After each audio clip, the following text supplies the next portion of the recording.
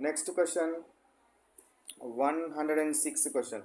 Which features was not typical of Vijayanagara city? So విజయనగరంలో హంపి ఉంది కదా, సో విజయనగరంలో కనిపించని నిర్మాణ శైలి, కనిపించని నిర్మాణ శైలి లక్షణం ఏది? మొఘల్ శైలి. సో ఏమున్నది మనకు? Mughal style gardens. విజయనగరం పూర్తిగా హిందూ దక్షిణ భారతీయ నిర్మాణ శైలిలో ఉంటుంది. ఇక్కడ పెద్ద పెద్ద కోట గోడలు, సో ఫార్టిఫికేషన్ వాల్స్, భారీ దేవాలయాలు, మ్యాసివ్ టెంపుల్స్, రాజుల సభా మంటపాలు, సో రాయల్ హాల్స్ ఉన్నాయి. కానీ మొఘల్ శైలి తోటలు, ఉదాహరణకు చార్బాగ్ శైలి ఇక్కడ లేవు. అవి ఢిల్లీ, ఆగ్రాలలో మొఘల్ రాజుల కాలంలో నిర్మించబడము జరిగింది. Next come to 107. What role did the sacred and center play in the layout of Vijayanagara? Sacred centre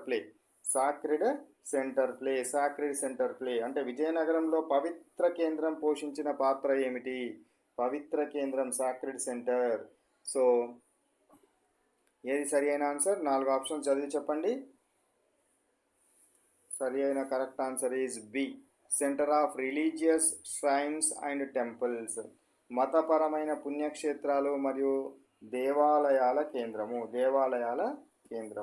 Vijayanagara నగరాన్ని వేర్వేరు కేంద్రాలుగా విభజించడం జరిగింది. సాక్రెడ్ సెంటర్ పవిత్ర కేంద్రము, ఈ కేంద్రం లోపల దేవుళ్లకు సంబంధించిన ప్రదేశము. ఇక్కడే విరూపాక్ష దేవాలయం ఉన్నది, విఠలాస్వామి దేవాలయం వంటి ఎన్నో గొప్ప పుణ్యక్షేత్రాలు, మతపరమైన కట్టడాలు నిర్మించారు. రాజులు తమ భక్తిని చాటుకోవడానికి, ప్రజలను ఏకం చేయడానికి ఈ కేంద్రాన్ని ఉపయోగించేవారు. Sacred centre. Question number 108. Which ruler is known to have built canals, water tanks and given special emphasis to irrigation? So కాలువలు, నీటి ట్యాంకులు, చెరువులను నిర్మించి నీటిపారుదల, ఇరిగేషన్ రంగానికి ప్రత్యేక ప్రాధాన్యతనిచ్చిన రాజు ఎవరు? బుక్కరాయవన్న, దేవరాయ టువా, కృష్ణదేవరాయన, all of them? Correct answer is C, Krishnadevarayalu కేవలం యుద్ధాలు చేయడమే కాకుండా ప్రజల సంక్షేమం కోసం కూడా ఎంతో కృషి చేయడం జరిగింది. వ్యవసాయం బాగుపడాలంటే నీరు ముఖ్యమైనదని గ్రహించి ఆయన తుంగభద్ర నది నుండి అనేక కాలువలు తవ్వించారు. విజయనగరం పరిసరాల్లో నీటి నిల్వ కోసం పెద్ద పెద్ద చెరువులను ఏర్పాటు చేయడం జరిగింది. ఉదాహరణకు కమలాపురం ట్యాంక్, కమలాపురం చెరువు అనేది అది ఆ కాలంలోనే నిర్మించడం జరిగింది. Next question number 109. Which dynasty was ruling during the battle of Talikota? So Talikota యుద్ధం జరిగేటప్పుడు 1565లో తల్లికోట యుద్ధం జరిగేటప్పుడు ఏ వంశం పాలిస్తుంది అన్నాడు. సో 1565లో తల్లికోట యుద్ధం జరిగింది. విజయనగర సింహాసనంపై సదాశివరాయలు రాజుగా ఉన్నారు. ఆయన తులువ వంశానికి సంబంధించినోడు. ఏ వంశానికి సంబంధించినోడు? తులువ వంశానికి చెందిన చివరి రాజు. అయితే ఆ సమయంలో అసలు అధికారమంతా ఆయన ప్రధానమంత్రి అయిన అలియ రామరాయలు అరవీడు వంశానికి చెందిన వాడి చేతుల్లో ఉండేది. కానీ అధికారికంగా అప్పటికి పాలిస్తున్న రాజవంశం మాత్రం తులువ వంశమే.